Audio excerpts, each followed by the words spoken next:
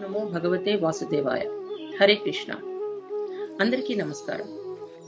మానవత్వం, సామాజిక విలువలు, తల్లిదండ్రుల పట్ల ప్రేమ, అంకిత భావం, దైవం పట్ల భక్తి, సాంప్రదాయ ఆచరణ మొదలగునవి నశించిపోతున్న ఈ ఆధునిక కలికాలంలో మన సనాతన ధర్మాన్ని రక్షించడం కోసం వేద విశేషాలు, పురాణాలు, రామాయణ మహాభారత సారాంశం, విష్ణుతత్వం, హైందవ సంస్కృతి సంప్రదాయాలను 10 మందికి పంచుతూ మన తర్వాత తరాలకు కూడా ఈ వేదామృతం చేరాలని మేము చేస్తున్న ఈ ప్రయత్నాన్ని ఆదరించండి. వీడియో మొత్తం చూసి మీ సందేహాలను, అభిప్రాయాలను కామెంట్స్ ద్వారా మాకు తెలియచేయండి. అలాగే ఈ వీడియోని 10 మందికి షేర్ చేయండి. హరే కృష్ణ. ఓం నమో భగవతే వాసుదేవాయ. శ్రీరామచంద్ర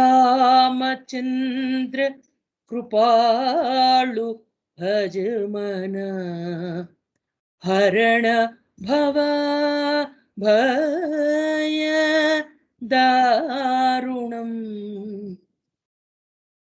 లకన హృదయ లాలసాభిశేషి జాయి జనకపుర ఆయి దేఖి. ఇప్పుడు ఎక్కడైనా మనం కొత్త ప్రదేశానికి వెళ్ళామనుకోండి,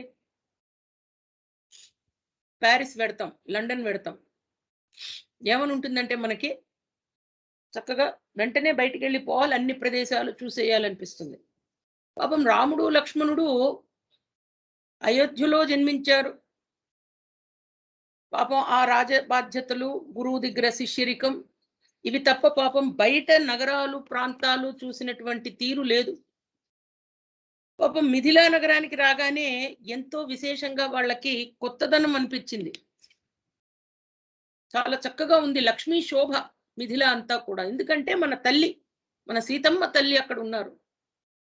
లకన హృదయ లాలసాభిశేషి జాయి జనకపుర ఆయి దేఖి ప్రభు భయ బహురి ముని సకుచాహి ప్రకటన కహి మనहि ముసుకాయి రామానుజ మన की गति जानी भगत बचलता ही हुलसानी परम विनीत सकुच मुसुकाई बोले गुर अनुशासन पाई राम राम राम राम राम श्री राम राम राम राम राम राम राम राम राम राम श्री राम राम राम राम राम राम राम राम राम राम श्री राम राम राम राम राम राम राम राम राम राम श्री राम राम राम राम राम राम राम राम राम राम श्री राम राम राम राम राम राम राम राम राम राम श्री राम राम राम राम राम.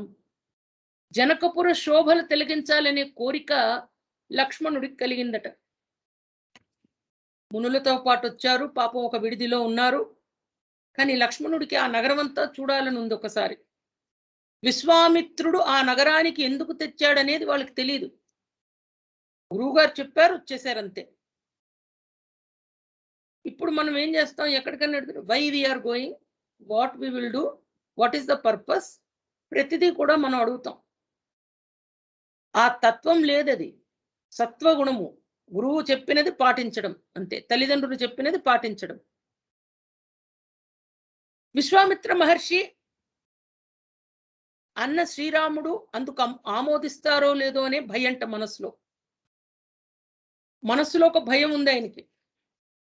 అన్నగారు అనుమతిస్తారో లేదో, విశ్వామిత్రుల వారు అనుమతిస్తారో లేదో. ప్రభు భయ బహురి ముని సకుచాహి, సందేహం పడుతున్నాడు. దాన్ని ప్రకటించలేక తనలో తాను నవ్వుకుంటూ కూర్చున్నట్టు. ఏం చేయగలడు? అన్నగారు ఒప్పుకుంటాడో లేదో తెలియదు, విశ్వామిత్రుల వారు అంగీకరిస్తారో లేదో తెలియదు. ఆ నగర శోభంతా చూడాలంటే మనసులో కుతూహలంగా ఉంది. కొత్త నగరం బ్రహ్మాండంగా ఉంది. ఆ మిథిలా శోభలు, నూతన నగర శోభలు చూడాలనేటువంటి కుతూహలంతో లక్ష్మణుని మనోభావాలు గమనించాడు. భగత బచల్లతాహి అహుల్సాని. ఆ వర్ణన చూడండి తులసీదాస్ గారిది. ఏమిటంటే సహజమైనటువంటి వర్ణన, ఎక్కడా కూడా అసహజంగా ఉండనటువంటి వర్ణన. మామూలు మానవులు ఏ విధంగా భావిస్తారో ఆ విధంగా దేవతా స్వరూపాలైనటువంటి శ్రీరాముడు, లక్ష్మణుడు కూడా అదే విధంగా భావించారు.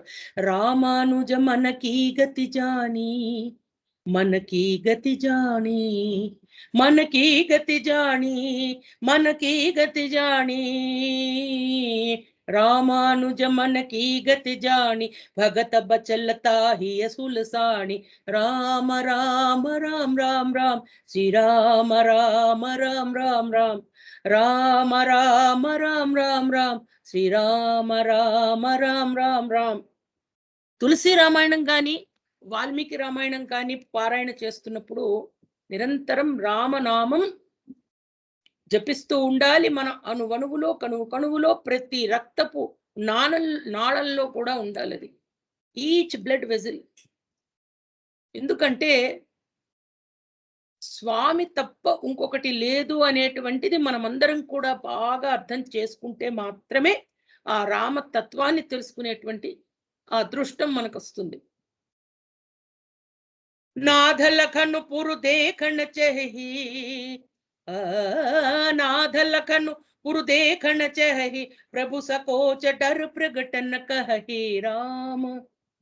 చెప్పడానికి భయపడుతున్నట్ట లక్ష్మణుడు, అడగడానికి భయపడుతున్నాడు. వినే సంకోచాలతో ముసిముసి నవ్వులు నవ్వుతుంటే శ్రీరామచంద్రుడే విశ్వామిత్రుడికి చెప్పేశాడట, తమ్ముడు నగర విశేషాలు చూడాలనుకుంటున్నాడు స్వామి, భయ సంకోచాలతో మిమ్మల్ని అడగలేకుండా ఉన్నాడు అని చెప్పి అడిగేస్తాడట. మీ ఆజ్ఞ గనక ఉంటే ప్రభు సకోచ డర ప్రగటన కహి, జోరా ఉరు అయసు మై పావో, నగర దేఖాయి తురత లయావో, నగర దేఖాయి తురత లయావో.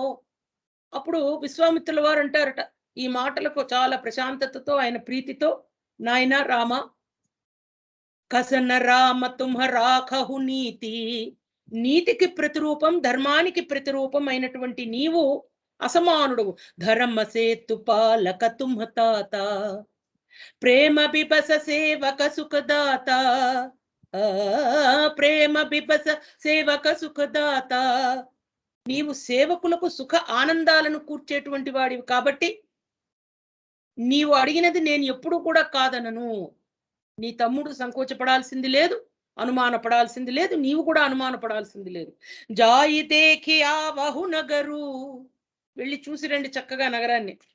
సుఖ నిధానతో భాయి, సుఖ శాంతులతో వర్ధిల్లుతున్నటువంటి ఈ యొక్క మిథిలా నగరాన్ని సౌందర్య విలాసాలతో, మీ ఇద్దరిని చూస్తే మిథిలా నగర వాసులంతా ఏమైపోతారయ్యా అంటూ, కరహు సుఫల సబకే నయన, సుందర బదన దిఖాయి, సుందర బదన దిఖాయి.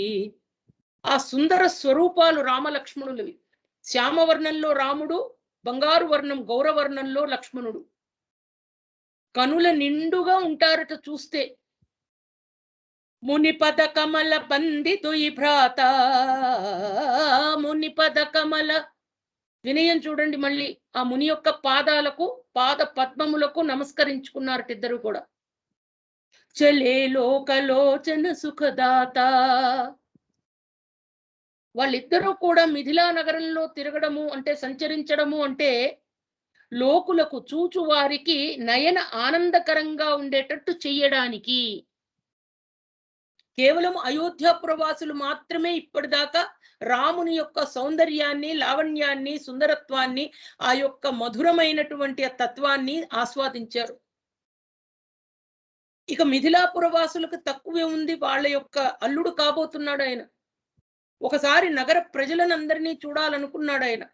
అందుకే లక్ష్మణుడిలో ఆ ఆలోచన కలిగించి విశ్వామిత్రుని యొక్క ఆజ్ఞ తీసుకుని మిథిలలోకి వెళ్ళారు.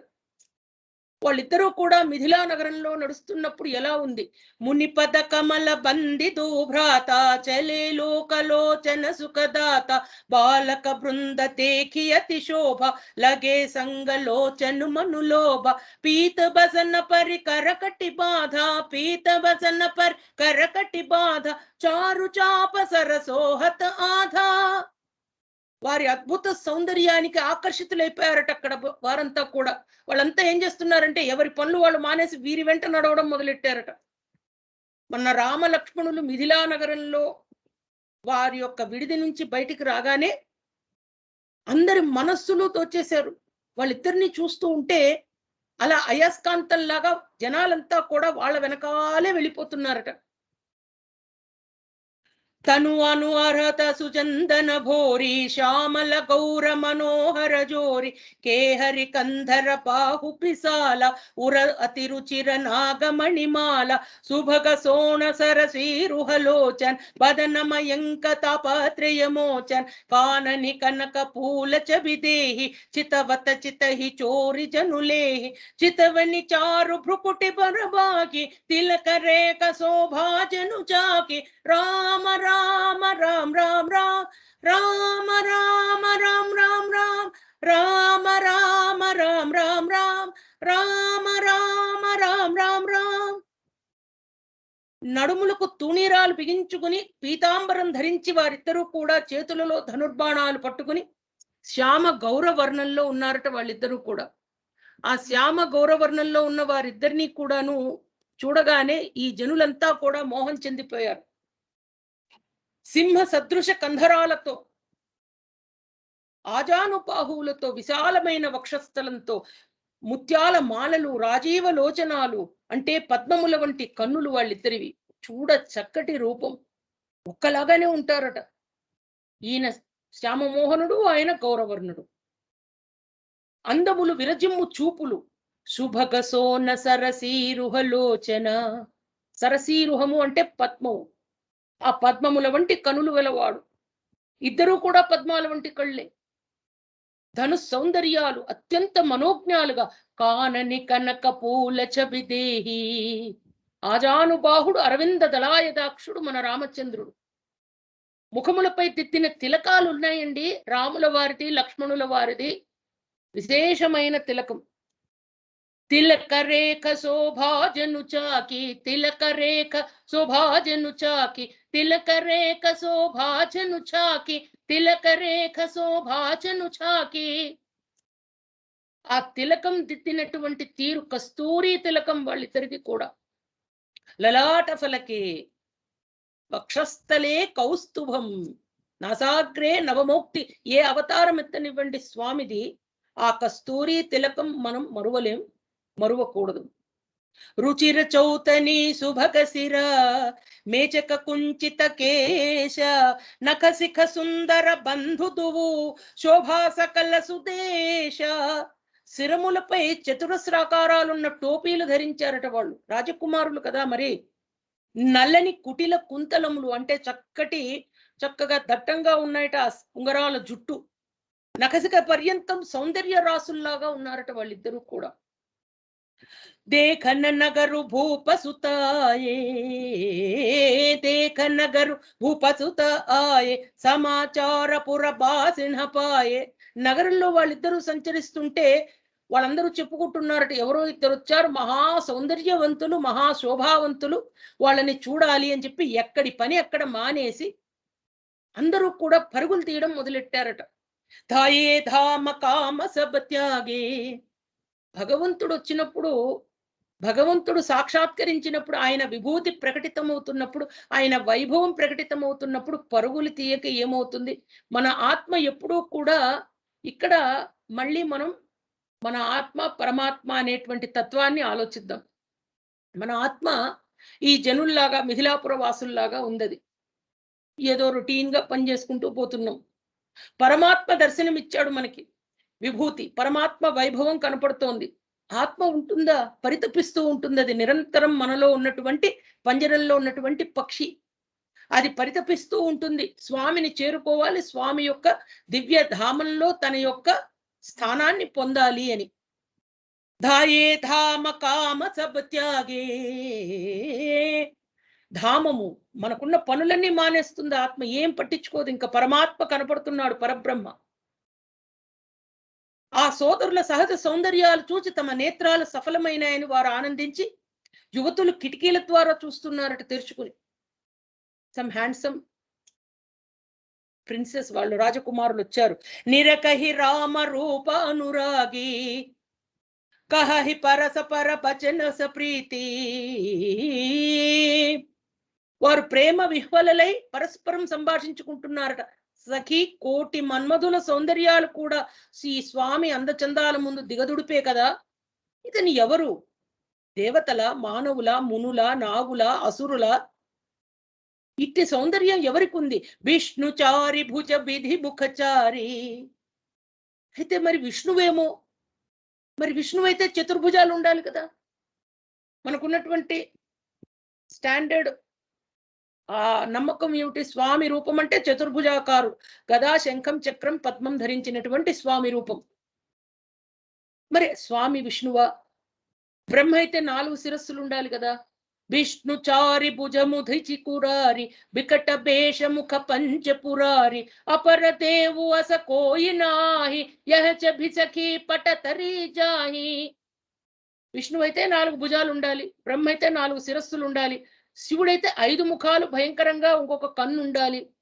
మరి ఎవరితను? Who is he? ఈయనతో పోల్చదగిన వారు దేవతలలో కూడా ఎవరూ లేరు. భయ కిశోర సుషమా సదన శ్యామ గౌర సుఖదామ. అత్యంత మనోహరమైనటువంటి మేని ఛాయలతో ఉన్నారు, కౌమార దశలో ఉన్నారు. అంగ సౌష్ఠవం కోటి మన్మధుల సౌందర్యంలాగా ఉందట. విష్ణువైతే కాదు, శివుడైతే కాదు, బ్రహ్మైతే కాదు, మరి ఎవరు వీరు? कहु सखी अस कोतनुधारी जो नह मोह यह रूप निहारी कोई स प्रेम बोली मृदुबाणी जो मैं सुना सो सुनहु सयाणी ये तो वो दशरथ के ढोटा बाल मरालनि के कल जोटा मुनि कौशिक मख के रखवारे. ఈ రూప సౌందర్యం చూసి ముగ్ధులు కాని వారు ఎవరుంటారు? ఇంకొక సఖి అంటోందట, ఓ చతురమతి. చతురమతి అంటే బుద్ధిమంతురాలా అని. నేను విన్న విషయం చెప్తున్నాను విను. బాల రాజహంసల వల్లే అందంగా ఉన్నటువంటి వీళ్ళు దశరథ మహారాజు కుమారులట. ఏతో దశరథకే ఢోటా, దశరథ మహారాజు కుమారులట వీళ్ళు. యుద్ధంలో మారీచ సుబాహుల్ని చంపేశారట. బాలమరాలని కేకల జోట ముని కౌశిక మక కే రఖువారే జిన్హర నరజిర నిశాచర మారే. నిశాచరులు రాక్షసులైనటువంటి మారీచ సుబాహు రాక్షసులందరినీ కూడా సంహరించారట. ఆ శ్యామల వర్ణ గాత్రుడు ఉన్నాడు చూడండి, శ్యామ మోహన మామవ పావన, కమల నేత్రుడు, ధనుర్బాణధారి, మారీచ సుబాహులను అణిచినటువంటి జ్యేష్ఠుడట. అతడి పేరు కౌసల్య నందవర్ధనుడు అయినటువంటి శ్రీరాముడు. కౌసల్యాచుత సోహుకాణి నాము రాము ధను సాయక పాణి. అతని పేరు రాముడు, కౌసల్య యొక్క దేవి యొక్క కుమారుడు.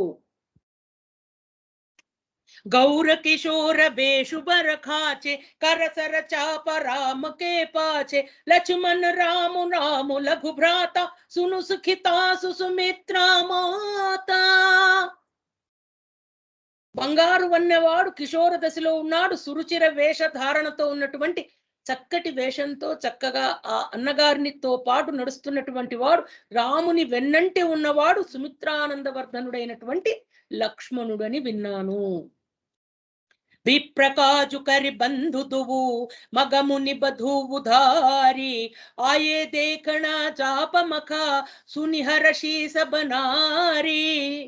యజ్ఞ కార్యాలు నెరవేర్చే మార్గంలో అహల్యను కూడా ఉద్ధరించారట వీళ్ళు.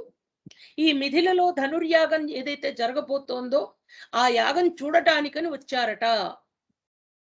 देखी राम चभिको ये कही जोगु जानकी यह बरोहई जौ सकी इन्हि देख न राहु पन परिहरि हटि करई बिपाहु कोई कहे भूपति पहचाने मुनि समेत सादर सन्माने. రామచంద్రుని సౌందర్యం తిలకించిన తర్వాత ఇంకొక స్త్రీ పక్కనే నుంచునుంటోందట. వీళ్ళంతా బాల్కనీలో నుంచుని చూస్తున్నారు. ఈ వరుడు జానకీదేవికి తగ్గవాడు. జోగు జానకి యహ బరువహై. ఈ ధనుర్యాగం ఏదైతే జరగబోతోందో అక్కడ ఏం జరుగుతుందనేది రాముల వారికి తెలియదు. విశ్వామిత్రుల వారు తీసుకొచ్చారు, వచ్చాడు. కానీ ఆ మిథిలావాసులకు తెలుసు కదా, ధనుర్యాగం అంటే శివ ధనుర్భంగాన్ని చేసినటువంటి వారికి జానకీదేవిని ఇస్తానని జనక మహారాజు చేసినటువంటి స్వయంవర ప్రకటనది. ఈయన జనక మహారాజు రూప లావణ్యాలు చూస్తే గనక జనక మహారాజు అసలు ఈయన్ని వదలనే వదలడు. తప్పనిసరిగా తన అల్లుడు చేసుకుంటాడని అంటోందట ఒక్కో స్త్రీ. सखी परंतु पनुरावुन तजई विधि बस हटि अबिबेक ही भजई कूकह जो भल आहई विधाता सब कह सुनऊ उचित फल दाता तौ जानक ही मिले ही बरुहेहु नाहि न आली इहा संदेहु సీతమ్మకు ఇతడే వరుడు ఇందుకు సందేహమే లేదు.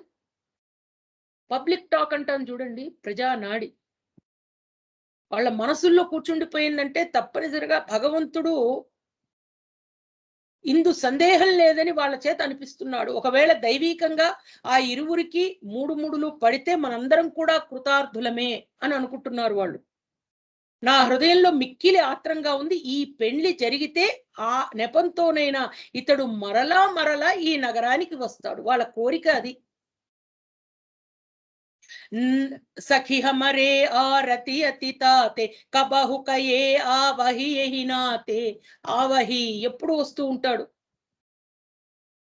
ఒకవేళ వివాహం జరగకపోతే అసలు రారు. ఇప్పుడు ఈ వివాహం జరిగితే గనక తప్పనిసరిగా ఎప్పుడు నగరానికి వస్తూ ఉంటాడు. మామగారు ఊరు కాబట్టి వస్తాడు. మనందరం కూడా చూసి ఆనందిస్తాము. నాహితహమకహు సునహు సఖీ ఇన్హ కరదర సనుదూరి యహ సంఘటు తబ హోయి జబా పుణ్యపురాకృత భూరి. మరల ఈయన చూడటానికి మనకు కుదరదు. మన పూర్వజన్మ పుణ్య ఫల ప్రభావంతో స్వామిని మనం దర్శనం చేసుకోగలవు. నిజంగానే పూర్వజన్మ సుకృతం. స్వామిని దర్శించడం అంత సామాన్యమా అండి చెప్పండి? సాక్షాత్తు రామచంద్రుడు ఆ వీధుల వెంట నడుచుకుంటూ వచ్చి నగర దారులంబడి ఆ మిథిలాపుర వాసులందరికీ దర్శనమిస్తున్నాడు. వాళ్ళంతా ఎంత పుణ్యం చేసుకున్నారండి. సాక్షాత్తు శ్రీ మహావిష్ణువు ఏతెంచి మనందరికీ దర్శనం అనుగ్రహిస్తున్నాడంటే ఎంత కృపా కటాక్షం అది. बोलिया परा कहे सखी यही बिहा अति हित सबही का कुकह शंकर चाप कठोर ये श्यामल मृदु कात किशोर सबु असमंजस अहि सयानी यह सुनिया पर कही మృదుబాణి. నీవు లెస్స చెప్పావమ్మా. అంతా కూడా పాపం స్త్రీలు చాలా చక్కగా మాట్లాడుకుంటూ ఉంటారు. మంచి ప్రజానాడంటే అసలు స్త్రీల ఓట్ల వల్ల చాలా మంది తెలుస్తూ ఉంటారు. ఉమెన్ ఓట్ బ్యాంక్ అంటారు. అసలు విమెన్ ఎంత స్ట్రాంగ్ అంటే వాళ్ళు కమిటీ ఒక్కసారి అయ్యారంటే ఇంకా ఎట్టి పరిస్థితుల్లో వెనక్కెళ్ళరు. ఇక్కడంతా కూడా ఇదంతా ఆ స్త్రీమణులంతా కూడా నారీమణులందరూ కూడా డిస్కస్ చేసుకుంటున్నారు. సీతమ్మ తల్లికి తగిన భర్త ఎవరు? నెచ్చలి నీవు లెస్స పలికితివి. ఈ వివాహం అందరికీ శుభప్రదం అని అంటూ ఆవిడంటున్న మాట చూడండి. సోకిరహి బిను శివధను తోరే. శివధనుస్సు చాలా కఠినమైనది. ఈ రాజకుమారుడు మిక్కిలి సుకుమారుడు శివధనుస్సుని ఎలా ఎత్తుతాడు? ఈ రాజకుమారుడు మహావిష్ణువు అని తెలియదు పాపం వాళ్ళకి. ఇంకా వాళ్ళ ఉద్దేశంలో విష్ణువు అంటే 4 భుజాలు ఉండాలి, బ్రహ్మగారంటే 4 శిరస్సులు ఉండాలి, శివుడు అంటే ఆ త్రినేత్రం ఉండాలి, రౌద్ర రూపం ఉండాలి. కానీ ఈ పిల్లవాడ చక్కగా సుందరంగా ఉన్నాడు. కానీ శివధనుస్సు చాలా గంభీరమైనది, కఠినమైనది. దాన్ని ఎలా ఎత్తుతాడు ఈయన? ఈ మాటలు విని ఇంకొక స్త్రీమణి అంటోందట, నేను విన్నది ఏమిటంటే యహ ప్రతీతి పరిహరినా భోరే జహి బిరంచి రచి సీయ సవారి తెహి శ్యామల బరు రచవు బిచారి తాసు బచన సుని సబర్ హర్షాని ఐసహి హోయి కహి మృదుబాణి ఐసహి హోయి కహు మృదుబాణి. గొప్ప ప్రభావశాలిట ఈ శ్రీరామచంద్రుడు. ఘోర శాపానికి గురైనటువంటి అహల్యను ఈయన పాద ధూళి సోకినంతనే రామనామము రామనామము రమనామము ఎంతో మధురము రామనామము రామనామము రమనామము ఎంతో మధురం రామపాదము ఎంతో సుందరం రామనామము ఎంతో మధురం రామనామము రామనామము రమనామము ఎంతో మధురం. గొప్ప ప్రభావశాలి. ఆయన పాద ధూళి సోకినంతనే సుందరంగా తయారైందట మన అహల్య. ఇక శివధనుస్సుని విరవడం ఆయనకి ఎంత పని. ఈ విశ్వాసం ఎన్నడూ పొరపాటునైనా వదలకు. రామచంద్రుడు చాలా గొప్పవాడమ్మా, నువ్వేదో అనుకుంటున్నావు. శివధనుస్సు చాలా బరువైనది, గట్టిది, కఠినమైనది. రామచంద్రుడు చాలా సున్నితంగా ఉన్నాడు, ఇతను ఎత్తలేడేమో అని మీ భావన. తప్పు తప్పు, డోంట్ డూ దట్ అని ఇంకో స్త్రీ చెప్తోందట. సరే, ఇదే జరిగితే ఎంతో బావుండు కదా. ఎందుకు?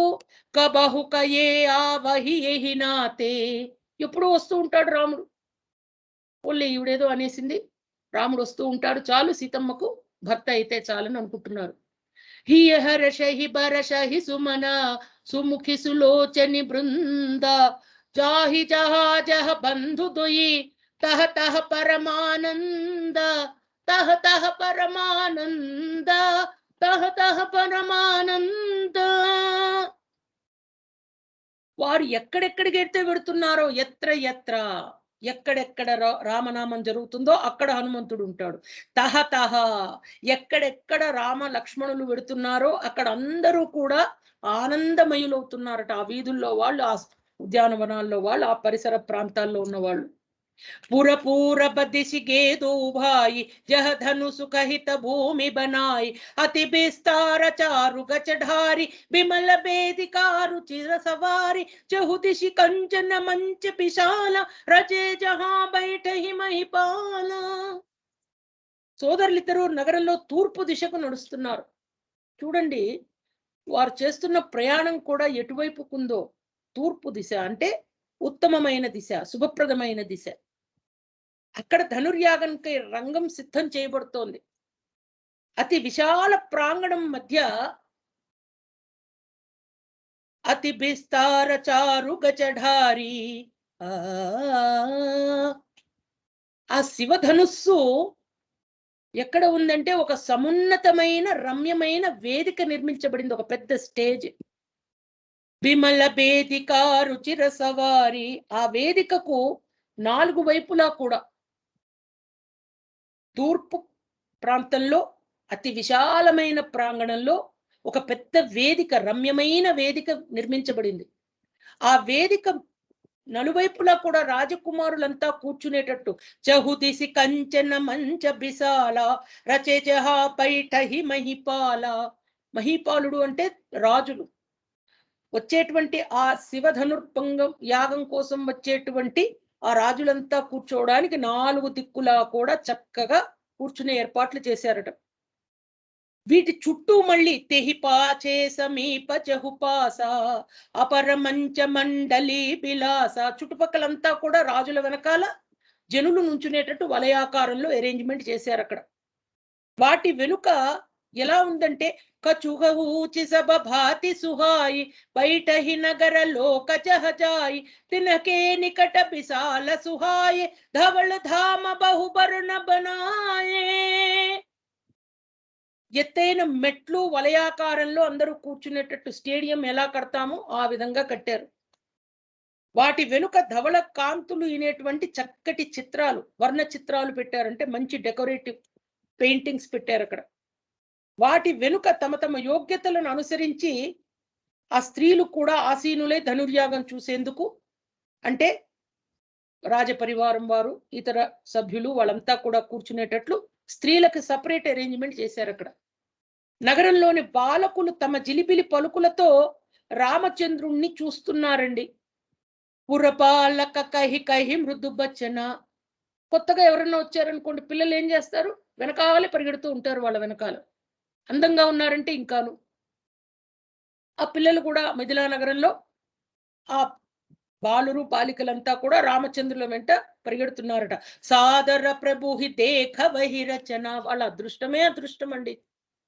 సబసిను సేహి మిస ప్రేమ బస పరసి మనోహర గాత తన పులకేహి అతి హర్షూహి దేఖి దేఖి దొయి భ్రాత. బాలురందరూ కూడా ఈ నెపంతో శ్రీరాముని స్పృశిస్తూ ప్రేమ పరవశులై మురిసిపోతూ ఉంటే ఆ సోదరులిద్దరూ కూడా ఎంతో ఆనందంతో ఉన్నారట. శిశుప ప్రామ ప్రేమ బసజానే.